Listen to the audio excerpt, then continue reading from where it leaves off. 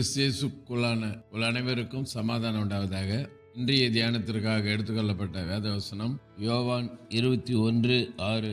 அப்பொழுது அவர், நீங்கள் படவுக்கு வலதுபுறமாக வலையை போடுங்கள், அப்பொழுது உங்களுக்கு அகப்படும் என்றார். அப்படியே அவர்கள் போட்டு திரளான மீன்கள் அகப்பட்டதினால் அதை இழுக்க மாட்டாதிருந்தார்கள். அல்லேலூயா. இங்கே ஆண்டவராகிய இயேசு கிறிஸ்து மரித்து அடக்கம் பண்ணப்பட்டாரு. அவர் உயிரோடு எழுந்து வருவார், உயிரோடு மீண்டும் வருவார் என்று சொன்ன சத்தியத்தெல்லாம் சீசருங்க மறந்துட்டு, அப்போஸ்தலருங்க மறந்துட்டு பழைய வேலைக்கு போக ஆரம்பிச்சிட்டாங்க. இதே 3ஆம் வசனத்தில் சொல்றாரு, பேதுரு மற்றவர்களை நோக்கி மீன் பிடிக்க போகிறேன் என்றான். அதற்கு அவர்கள், நாங்களும் உடனே கூட வருகிறோம் என்றார்கள். அவர்கள் புறப்பட்டு போய் உடனே படகு ஏறினார்கள். அந்த ராத்திரியிலே அவர்கள் ஒன்று பிடிக்கவில்லை.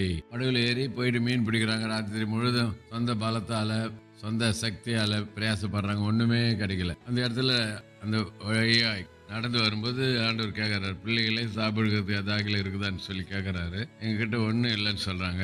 அதுக்கப்புறம் அவர் சொல்றாரு, வலது பக்கமா வலையை போடுங்கனாரு. போட்ட உடனே பார்க்குற மிகுதியான மீன்களை பிடிச்சாங்க. எத்தனை மீன் சொல்லி பார்க்கும்போது இதே அதிகாரத்தில் 11ஆம் வசனத்துல 153 பெரிய மீன்கள். அல்லேலூயா.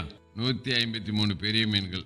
ஆகவே இதிலிருந்து நாம் அறிந்து கொள்ளுகிற சத்தியம், இயேசு இல்லாம நம்மளால் ஒன்றும் செய்ய முடியாது. நம்முடைய சொந்த பலம், ஞானம், பணம் நோ யூஸ். கர்த்தருடைய ஒத்தாசை இருந்தால் தான் எல்லாமே ஜெயமாய் மாறும். ஆகவே ஒருவேளை இது வரைக்கும் நம் சொந்த பலத்தை நம்பி, சொந்த பணத்தை, பதவி, படிப்பை நம்பி ஏமாந்து போனது போதும். இனிமேல் கர்த்தர் சொல்ற பிரகாரம் செய்வோம், ஆசீர்வாதத்தை சுதந்திரத்துக் கொள்வோம். கர்த்தர் நம்மை மென்மேல் ஆசீர்வதிப்பாராக. செபிப்போம். நேசி நல்ல தகப்பனே, நாள் கொடுத்த நல்ல வார்த்தைக்கு நன்றி. நாங்கள் உம்மை பின்பற்றி நீர் சொல்லுகிற பிரகாரம் நாங்கள் செயல்பட கற்றுக் கொடுத்த வார்த்தைக்கு நன்றி. பலப்படுத்தும் இயேசு நாமத்தில் ஜெபிக்கிறோம் நல்ல பிதாவே, ஆமென். நம்முடைய கர்த்தரும் ரட்சகருமாக இயேசு கிறிஸ்துவின் கிருபையிலும் அவரை அறிகிற அறிவிலும் வளருங்கள். அவருக்கு இப்பொழுதும் என்னென்றைக்கு மகிமை உண்டாவதாக. நம்முடைய கர்த்தராகிய இயேசு கிறிஸ்துவின் கிருபை உங்கள் அனைவரோடு கூட இருப்பதாக. ஆமென், ஆமென், ஆமென்.